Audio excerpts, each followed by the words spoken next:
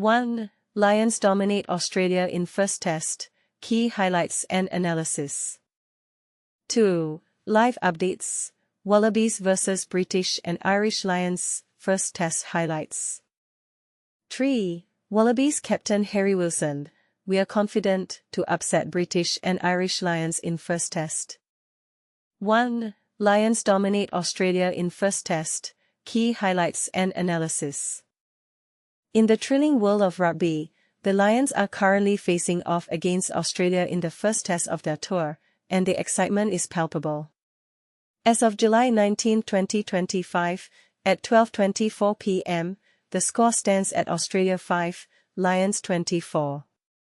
As the match progresses into its 58th minute, the Lions are making strategic substitutions, bringing on Stewart, Earl, and Oki to replace Furlong, Curry, and Tuipulotu. This shift in personnel could be crucial as the game intensifies. Just moments earlier, at the 57-minute mark, Australia was awarded another penalty advantage due to an offside call. Their captain, Wilson, made a valiant attempt to score, but he was held up just short of the try line. The referee decided to revert to the penalty, highlighting the importance of discipline for the Lions as they navigate this critical phase of the match. Australia is now poised to attack once more, aiming to capitalize on this opportunity by pushing into the corner. At 55 minutes, Wilson made a clever offload to Frost, who advanced the ball to the edge of the Lions' 22-meter area. However, a penalty was awarded against the Lions as Curry was penalized for a high tackle on Pollard. With 3 points not being enough to change the game's momentum, Australia opted to kick for the corner, signaling their intent to score a try. The Lions' defense, however, has been formidable, as evidenced by their ability to win a scrum after a maul was called, preventing the ball from emerging. This defensive resilience was on display again at the 52-minute mark when Australia made substitutions in their front row, bringing on Bell and Pollard. This tactical change paid off as they earned a scrum penalty against the Lions, allowing them to launch another attack deep into the Lions' territory. Tom Curry has been a standout player for the Lions, showcasing relentless physicality reminiscent of the legendary Richard Hill during his prime in 2001. His performance has been a key factor in the Lions' current lead. In a notable moment at the 50-minute mark, a TMO review was initiated to assess a potential illegal clear-out by Furlong on Ikitau. The review concluded that while there was shoulder-to-head contact, it was deemed a penalty rather than a more severe infraction, as Ikitau was rising from a low position. As the game continues, the Lions made a substitution in the front row, with Porter stepping in for Gench. They found themselves attacking once again within the Australian 22, but Tuipulotu squandered the chance by kicking the ball ahead, which rolled out of play. It would have been more advantageous for the Lions to maintain possession and keep the ball in hand. A striking statistic to note is that Joseph Swallow has only had 4 carries throughout the match. His latest attempt was met with a powerful tackle from Tom Curry, who is having an exceptional game. For Australia to turn the tide, they must find ways to get their star player more involved, especially considering the average performance of some of his teammates. Unfortunately, the forwards have not provided him with the necessary platform to excel thus far. As the 47-minute mark approached, the stadium announcer urged Wallabies fans to rally behind their team, but the response was more ironic than enthusiastic, signaling troubling signs for Australia in such a high-stakes match. Finally, at the 43-minute mark, the Lions made an early change in the second half, substituting Chesham for McCarthy in the second row, indicating their commitment to maintaining a strong presence on the field as the match unfolds. 2. Live updates, Wallabies vs British and Irish Lions, first test highlights. The British and Irish Lions are dominating the Wallabies in a high-stakes test match in Brisbane, but the Australians are fighting back with a stunning try just before halftime, setting the stage for a roller coaster of emotions. But here's where it gets controversial. A brutal aerial tackle by Tom Curry on Tom Lineker has the Wallabies fuming, sparking heated debates about missed disciplinary decisions. And this is the part most people miss: the Lions' tactical brilliance in breaking down Australia's defence, while the Wallabies scramble to find their rhythm. Follow every twist in our live blog or catch the action live on radio. https://www.abc.net.au/news/sport/audio. Let's dive into the drama. Key moments.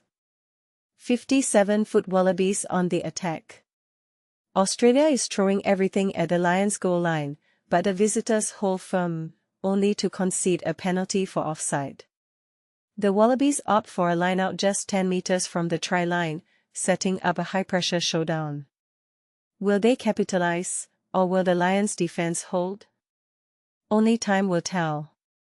52-foot missed opportunity for the Wallabies. A golden chance slips away for the home side.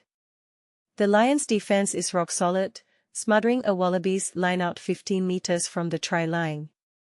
Despite a bold run down the left flank, the Lions' defenders anticipate the play, disrupt the breakdown, and force a scrum. A lesson in patience for Australia's stars. Front row swap. Billy Pollard and Angus Bell enter the fray as replacements for James Slipper and Matt Fessler. Strategic reshuffling. The Wallabies might be aiming to inject fresh energy into their scrum, but the Lions pack is already showing no mercy. Why do reserves warm up in the goal area? A curious sight: Lions bench players warming up near the in-goal zone. It's a common practice in European stadiums, where space constraints make it easier. Down under, Australian grounds typically have larger dead ball areas, so it's a quirky cultural difference, harmless unless it disrupts play. But the Lions crew has been doing it all match, and no one's batting an eye. 42-foot Dan Sheehan scores for the Lions. Disaster strikes the Wallabies. A wayward line-out throw from Matt Fessler gives the Lions the ball. Tom Curry's offload sparks a line break, and the Wallabies' defense collapses. Hooker Dan Sheehan crashes over in the corner, extending the Lions' lead to 24-5. A crushing blow for Australia. Second half begins. Tom Lineck boots the kickoff to start the second half. The Wallabies are desperate for a turnaround, but the Lions are equally determined to tighten their grip. Can Australia's revamped pack and fly-half combo crack the code, or will the Lions' discipline seal the deal? Was Tom Curry's tackle justified? A hot topic among fans: why wasn't Curry shown a yellow card for his airborne hit on Lineck? Some argue it was reckless, bordering on a red card in Super Rugby. Referee Ben O'Keefe deemed the danger minimal, but the Wallabies players swarmed him at halftime, clearly unconvinced. Is this a case of leniency or a missed call? The debate is already heating up. Halftime: Lions 17, Wallabies 5. The Lions are in control at the break, outclassing the Wallabies in both attack and defense. Their ability to offload under pressure and break the first tackle has left Australia on the back foot. But the Wallabies' lone try from Max Jorgensen, a spectacular 20-meter sprint after a box kick, proved they're not out of it yet. 28-foot Jorgensen's heroic try. A moment of brilliance, Jake Gordon's box kick sets up a duel between Max Jorgensen and Hugo Keenan. Jorgensen leaps above the pack, snatches the ball mid-air, and races to the corner. It's a try that could reignite Australia's hopes, but the Lions respond with ruthless efficiency. Controversy at the TMO. A denied try for the Lions sparks chaos. Hu Jones appeared to score, but the TMO rules the tackle was complete, meaning he needed to release the ball before grounding it. A razor-thin call that left Lions fans fuming. Is the TMO system too rigid, or is this the fine line between victory and defeat? What's next? As the second half unfolds, the Wallabies must find a way to counter the Lions' physicality while protecting their lead. Meanwhile, the Lions will look to exploit gaps in Australia's defense. Will the Wallabies' resilience pay off, or is this a historic Lions victory in the making? Share your thoughts. Do you think the referee made the right call on Curry's tackle, or was it a missed opportunity for the Wallabies to level the score? Drop your views in the comments.